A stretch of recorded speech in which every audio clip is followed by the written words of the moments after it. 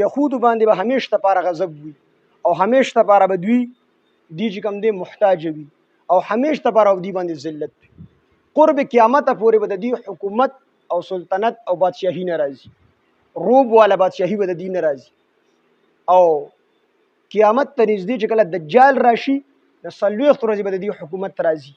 او هغه هم 40 ورځې وي او 40 ورځې پس بیا حضرت عیسی علیه السلام راشي، دجال به هم ختم کی، څومره یهود شي دا ټول به ختم کی. نو د دې به حکومت او سلطنت چې کوم دی نه راځي. د دې آیات نه خدا معلومیږي چې د دې به مکمل چې کوم دی حکومت نه راځي، د دې بادشاهي به نه راځي، د دې سلطنت به نه راځي او دوی به غالب کیږي نه، دوی به همیشه لپاره د دلالت او د ذلت چې کوم دی ژوند تیري. نو دلته کې چې مونږ وګورو ذهن کې یو سوال پیدا شي چې ولې اسرائیل چې دي نو دا خو یهود دي، دوی ته هم الله پاک حکومت ورکړی دی. نو د دې تفسیر په بل آیات کې راځي ضربت علیهم الذلة اينما ثقفوا الا بحبل من الله وحبل من الناس. په دې باندې با واچول شو علیهم په دې باندې الذلة ذلت اينما ثقفوا کوم ځای کې دوی وي الا بحبل من الله مگر دا چې د الله رسول ونیسله اسلامي قبول کو دینو بیا د ذلت وزي. د يهود شي دي چې کوم ځای کې دي به د ذلت ژوند تیری، د دې په بادشاهي نه راځي. خو الله پاک سره شرط لګوي الا بحبل من الله، او د الله رسول ونیسله د الله په ذمہ داري کې رااله یعنی مسلمانان شول، نو بیا به حکومت هم راځي او د ذلت پتی لري شي، دا رسوي پتی لري شي. وحبل من الناس او یا د خلکو په ذمہ داري کې رااله، د خلکو یا به د الله غلامی اختیاري نو دغه نه بوزي د ذلت نه بوزي، او یا به د خلکو چې کوم دی غلامی اختیاري. اسرائیل چې څومره دي نو دا خو د امریکا او د برتانیې غلامان دي، دا غوی په اشارو باندې چلیږي. بس یو د کوم حکم کوي دی دغه تعمیر کوي،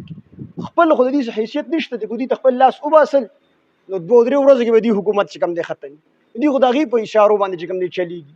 مثال د تورې دی یا د کریرې دی بلې ونی پورې یا بل دغه پورې ځان باندې کې هغه ته ورخیږي، خپل حیثیت او خپل تنه د دې نشته دی. نو دی کو اوس دغه د بچوم دین د امریکای په وجه باندې بتی الا بحبل من الناس، د خلکو غلامی اختیار کړی دا نو ذلت خو پکې شته دی، خو ذلت سره پټ شوی دی او د الله غلامی اختیار کړله بیا به دین چې کوم دی ذلت اوزي. او یا موږ سوچو لکه د يهود چې دی يهودو د اسرائیل د دې شریعت ټول نړومبه موسی علیه السلام د عیسی علیه السلام مخکې تیر شوی دی او د نبی علیه السلام نو مخکې تیر شوی دی. نو دې مخکې چې شریعت او د تهذیب د ټول نړومبنه دی او کو دې ته مونږ وګورو نو اسرائیل وړو غونډه کې ملک دی په لږ ځای کې دی راجم شوي